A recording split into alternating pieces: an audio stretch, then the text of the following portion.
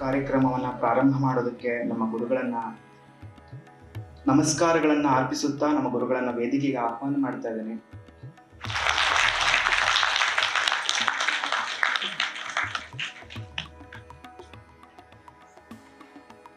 ಆರೋಹ ತಮಸೋ ಜ್ಯೋತಿ ಅನ್ನುವಂಥದ್ದು ಒಂದು ಋಗ್ವೇದದ ವಾಕ್ಯ.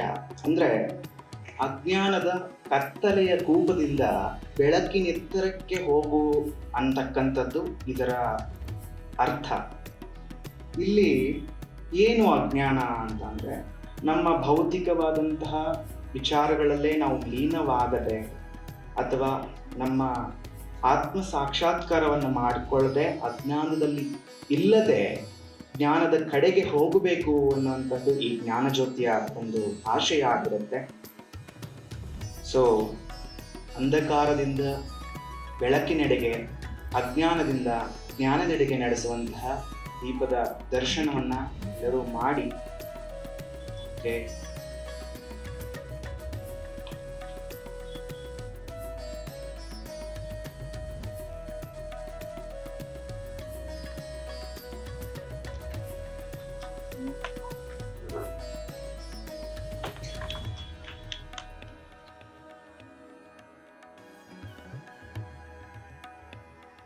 ನಾಯಕ ನಿನ್ನ ಪಾದಕ್ಕೆ ನಮ್ಮ ಪ್ರಥಮ ಪ್ರಣಾಮ.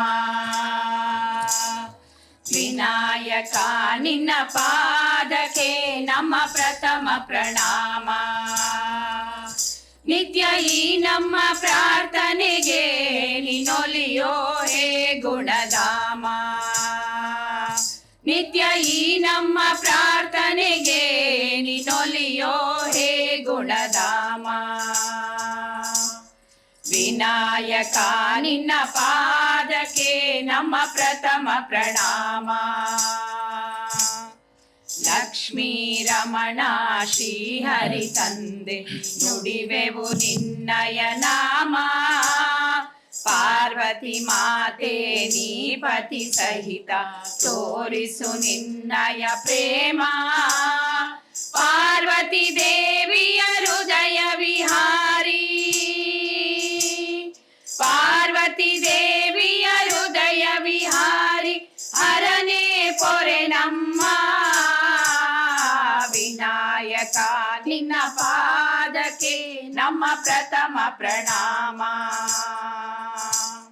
ತಂದೆಗೆ ಪ್ರಣವವ ಬೋಧಿಸಿದಂತ ಷಣ್ಮುಖ ವಂದನೆ ನಿನಗೆ. ಹರಿಹರ ಪುತ್ರ ಅಯ್ಯಪ್ಪ ಸ್ವಾಮಿ ನೀನೇ ರಕ್ಷೆಯು ನಮಗೆ. ಗುರುವೇ ತಂದೆ ಗುರುವೇ ತಾಯಿ, ಗುರುವೇ ತಂದೆ ಗುರುವೇ ತಾಯಿ, ನಮಿಪೆವು ಗುರುಗಳಿಗೆ. ವಿನಾಯಕ ನಿನ್ನ ಪಾದಕ್ಕೆ ನಮ್ಮ ಪ್ರಥಮ ಪ್ರಣಾಮ. ನಿತ್ಯ ಈ ನಮ್ಮ ಪ್ರಾರ್ಥನೆಗೆ ನೀನೊಲಿಯೋ ಹೇ ಗುಣಧಾಮ. ನಿತ್ಯ ಈ ನಮ್ಮ ಪ್ರಾರ್ಥನೆಗೆ ನೀನೊಲಿಯೋ ಹೇ ಗುಣಧಾಮ. ವಿನಾಯಕ ನಿನ್ನ ಪಾದಕ್ಕೆ ನಮ್ಮ ಪ್ರಥಮ ಪ್ರಣಾಮ. ಶತಕೋಟಿ ಪ್ರಣಾಮ, ನಮ್ಮ ಪ್ರಥಮ ಪ್ರಣಾಮ. ನಮಸ್ಕಾರ, ಸ್ವಾಗತ. ನಿಮ್ಮನ್ನೆಲ್ಲ ನೋಡಿದ್ರೆ ಇನ್ನಷ್ಟು ಅಮ್ಮನವರ ಒಂದು ತತ್ವವನ್ನು ಹೇಳಬೇಕು ಅಂತ ಹೇಳಿ ಆಸೆ ಆಗುತ್ತೆ. ಅಷ್ಟು ಆಸಕ್ತಿ ಇರುವಂತಹದ್ದು ಬಹಳ ಕಮ್ಮಿ.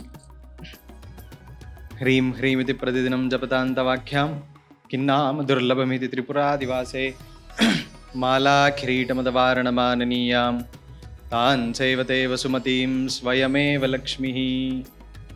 ಶ್ರೀ ಗುರುಭ್ಯೋ ನಮಃ. ಶ್ರೀ ಪರಮಗುರುಭ್ಯೋ ನಮಃ. ಶ್ರೀ ಪರಮೇಷ್ಠಿ ಗುರುಭ್ಯೋ ನಮಃ.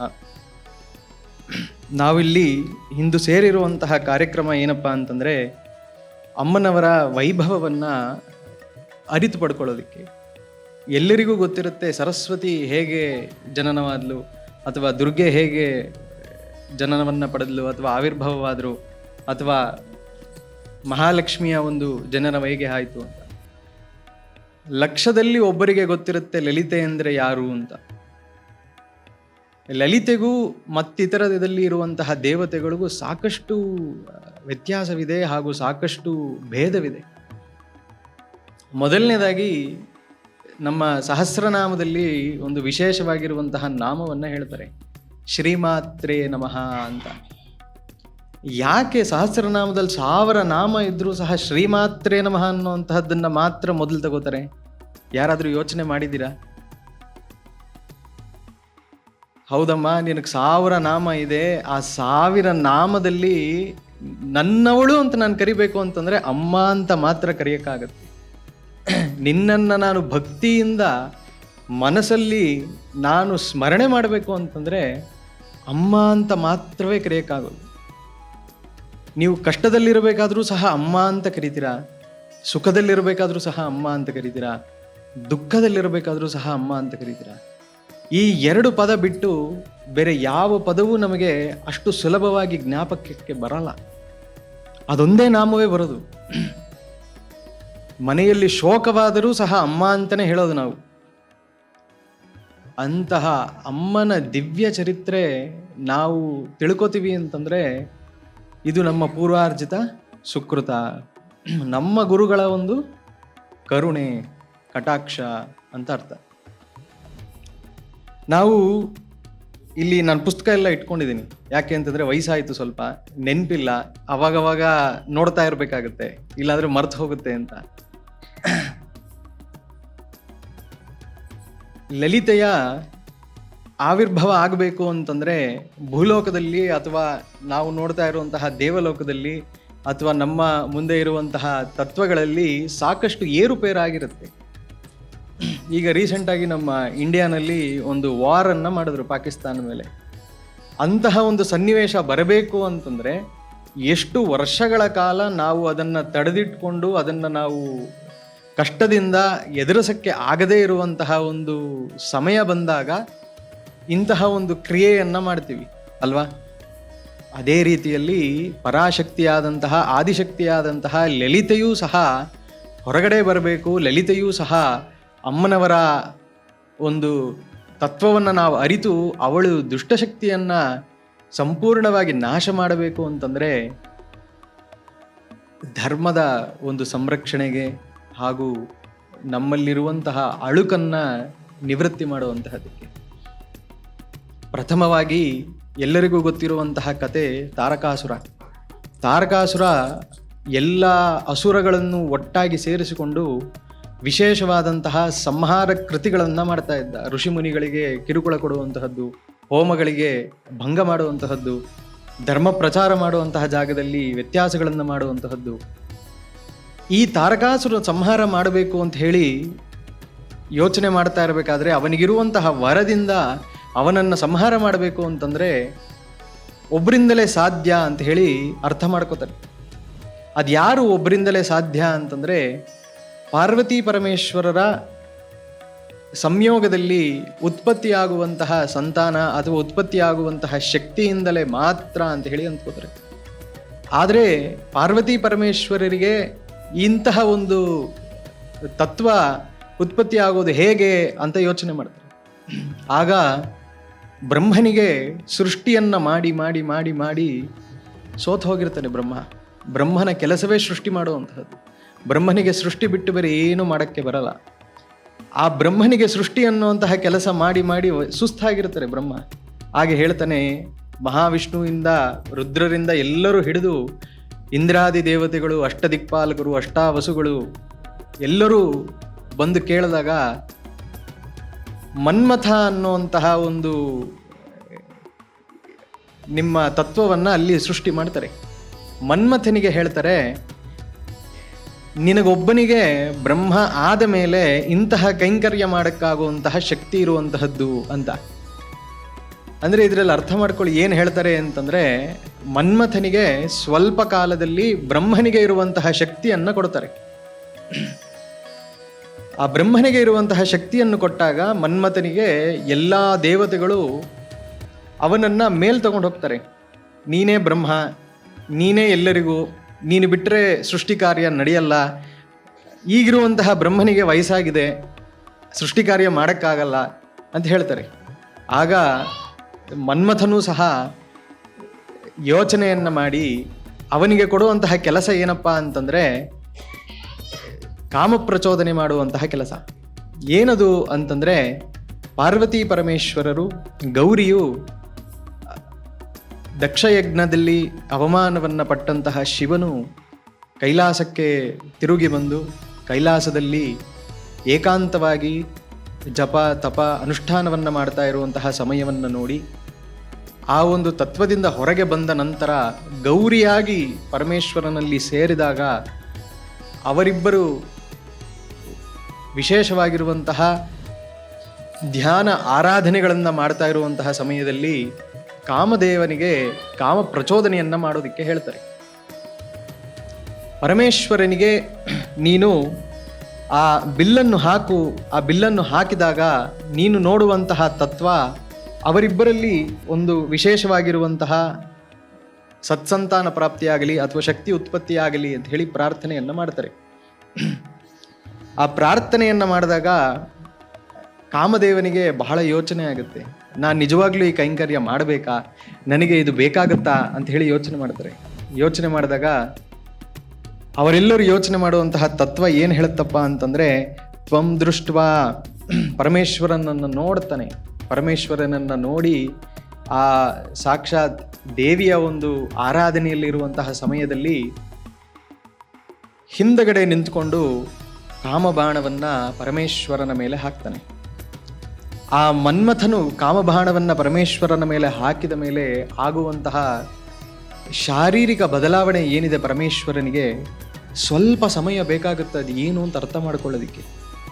ಅವರಿಗೆ ಪರಮೇಶ್ವರನಿಗೆ 2 ಕ್ಷಣಗಳ ಕಾಲ ಗೌರಿಯನ್ನು ದೀರ್ಘವಾಗಿ ನೋಡ್ತಾರೆ. ಗೌರಿಯನ್ನು ದೀರ್ಘವಾಗಿ ನೋಡಿದಾಗ ಅವರಿಗೆ ನನ್ನ ಒಂದು ಧ್ಯಾನ ಭಂಗವನ್ನು ಮಾಡಿದಂತಹವರು ಯಾರು ಅಂತ ಆಗ ಅರಿತಾಗುತ್ತೆ. ಅಲ್ಲಿವರೆಗೂ ಅವರಿಗೆ ಅರಿತ ಆಗಲ್ಲ. ಆ ಭಂಗ ಮಾಡಿದಂತಹ ಕ್ಷಣ ಯಾವುದು ಅಂತ ಯೋಚನೆ ಮಾಡಿ ಕೋಪವನ್ನು ಪಟ್ಟು, ಪರಮೇಶ್ವರನ ಕೋಪ ಎಲ್ಲರಿಗೂ ಗೊತ್ತಿದೆ. ಆ ಪರಮೇಶ್ವರನ ಕೋಪ ಹೇಗಿರುತ್ತಪ್ಪ ಅಂತಂದರೆ, ತ್ವಂ ದೃಷ್ಟ್ವಾ ಕುಪಿತ ಶೂಲಿ ತ್ರೈಲೋಕ್ಯ ದಹನ ಕ್ಷಮಂ. ಆ ಒಂದು ಯೋಚನೆಯು ಪರಮೇಶ್ವರನಲ್ಲಿ ಹೇಗಿರುತ್ತೆ ಅಂತಂದರೆ, ತ್ರೈಲೋಕ್ಯವನ್ನು ಭಸ್ಮ ಮಾಡುವಂತಹ ಶಕ್ತಿಯನ್ನು ಹೊಂದಿರುತ್ತಾನೆ ಅಂತ ಹೇಳ್ತಾರೆ. ತ್ರೈಲೋಕ್ಯವನ್ನು ಭಸ್ಮ ಮಾಡುವಂತಹ ಶಕ್ತಿ ಯಾವುದರಲ್ಲಿ ಬರುತ್ತೆ? ತಾರ್ತೀಯಂ ಚಕ್ಷುರೂನ್ಮೀಲಂ ದಹದಹ ಮಕರಧ್ವಜ ಅಂತ ಹೇಳ್ತಾರೆ. ದಹದಹ ಮಕರಧ್ವಜ ಅಂತಂದರೆ, ಮಕರಧ್ವಜ ಅಂತಂದರೆ ಯಾರು? ಮನ್ಮಥ. ಆ ಮನ್ಮಥನನ್ನ ಸಂಪೂರ್ಣವಾಗಿ ಒಂದೇ ಒಂದು ಕ್ಷಣದಲ್ಲಿ ಭಸ್ಮವನ್ನು ಮಾಡ್ತಾರೆ. ಆ ಭಸ್ಮವನ್ನು ಮಾಡಿದಾಗ ಪರಮೇಶ್ವರನಿಗೆ ಏನು ಆಗ್ತಾ ಇದೆ ಅಂತ ಗೊತ್ತಾಗೋದಿಲ್ಲ. ಅಷ್ಟು ಕಾಮ ಪ್ರಚೋದನೆಯಿಂದ ಉತ್ಪತ್ತಿಯಾಗಿರುವಂತಹ ತತ್ವ ಕ್ರೋಧ. ಇದರಲ್ಲಿ ನಾವು ಇಲ್ಲಿ ತಗೋಬೇಕಾಗಿರುವಂತಹ ಮೆಸೇಜ್ ಏನಪ್ಪ ಅಂತಂದರೆ, ಇದರಿಂದ ನಮಗೆ ಏನು ಅರ್ಥ ಆಗುತ್ತೆ ಅಂತಂದರೆ, ನಮ್ಮ ಅರಿಷಡ್ ವರ್ಗಗಳೇ ಮೊದಲನೆಯ ಶತ್ರುಗಳು ಅಂತ ಅರ್ಥ. ಕಾಮವನ್ನು ಪ್ರಚೋದನೆ ಮಾಡಿರುವಂತಹ ತತ್ವದಲ್ಲಿ ಉತ್ಪತ್ತಿಯಾಗುವಂತಹದ್ದೇ ಕ್ರೋಧ. ಕಾಮ, ಕ್ರೋಧ, ಲೋಭ, ಮೋಹ, ಮದ, ಮಾತ್ಸರ್ಯ ಅನ್ನುವಂತಹ ಅಷ್ಟೂ ತತ್ವಗಳು ಸಹ ಹೊರಹೊಮ್ಮಿ ಬರುತ್ತದೆ.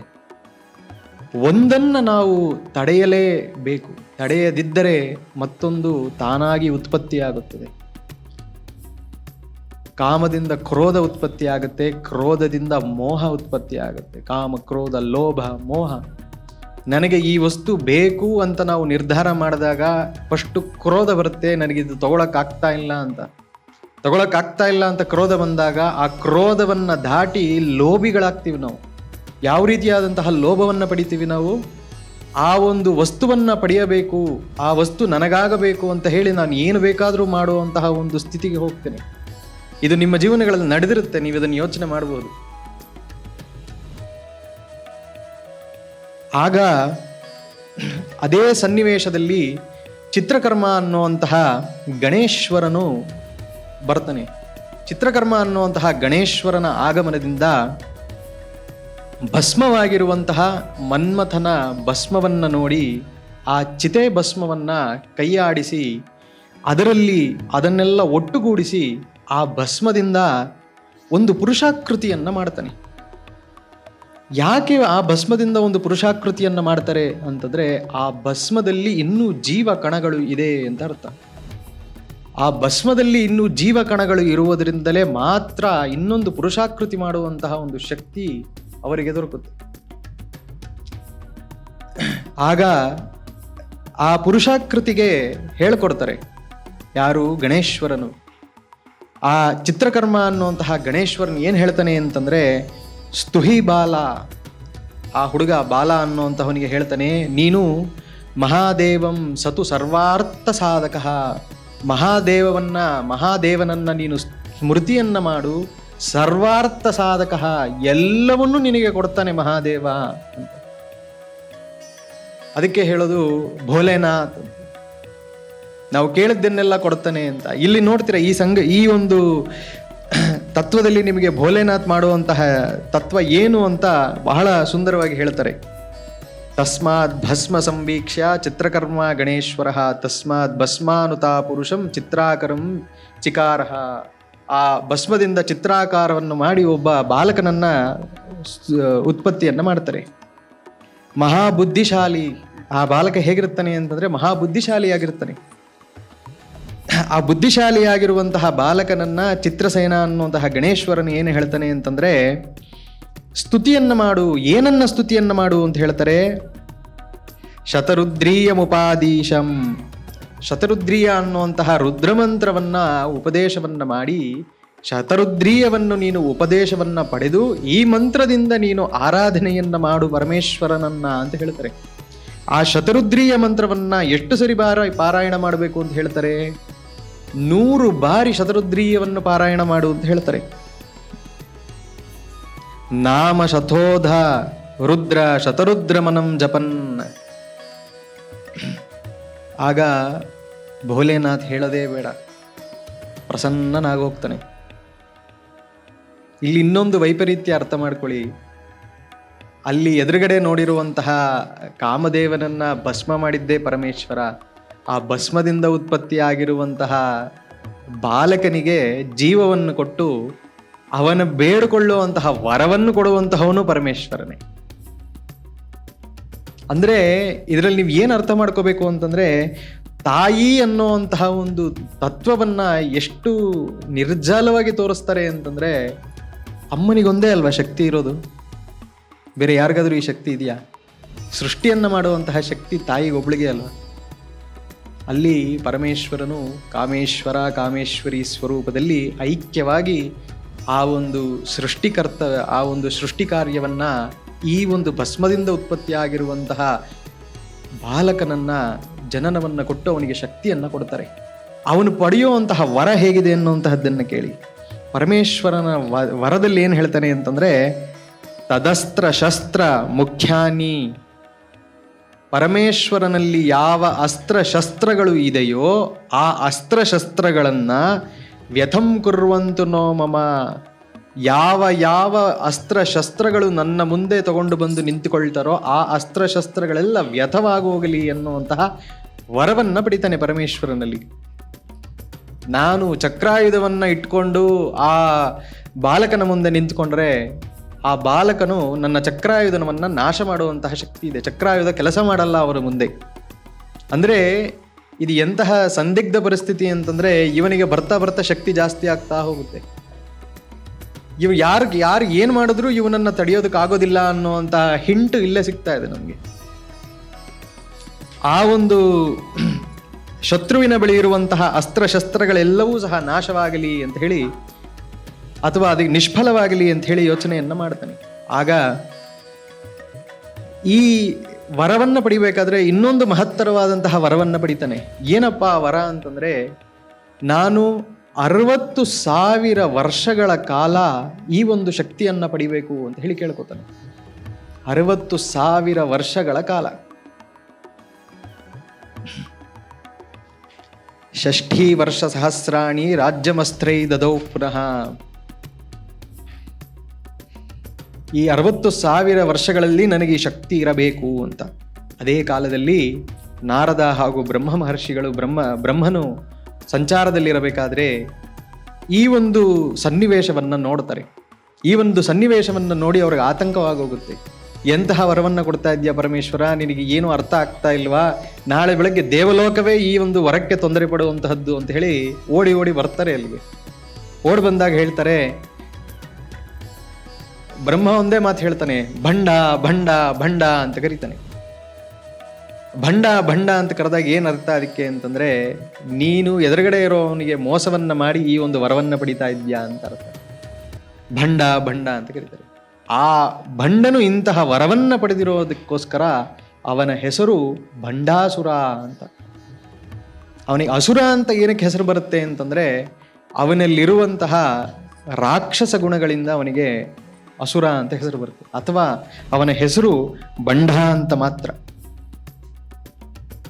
ಅವನಲ್ಲಿ ಯಾಕೆ ಇಷ್ಟು ಶಕ್ತಿ ಬರುತ್ತೆ ಅಂತಂದ್ರೆ, ರುದ್ರನ ಕೋಪಾಗ್ನಿಯಲ್ಲಿ ಕ್ರೂರ ಸ್ವರೂಪವಾಗಿರುವಂತಹ ತತ್ವದಿಂದ ಉತ್ಪತ್ತಿ ಆಗಿರುವುದಕ್ಕೋಸ್ಕರ ಅವನಿಗೆ ಇಂತಹ ತತ್ವ ಸೇರಿಕೊಳ್ಳುತ್ತೆ. ಶುಕ್ರಾಚಾರ್ಯರು ಇವರ ಬಂಡಾಸುರನ ಸಹಯೋಗದಿಂದ ತತ್ಕ್ಷಣವೇ ನಮ್ಮ ಇಂದ್ರಲೋಕದಲ್ಲಿರುವಂತಹ ಅಮರಾವತಿ ಅನ್ನುವಂತಹ ಪಟ್ಟಣಕ್ಕೆ ಸಮಾನವಾಗಿರುವಂತಹ ಪಟ್ಟಣವನ್ನ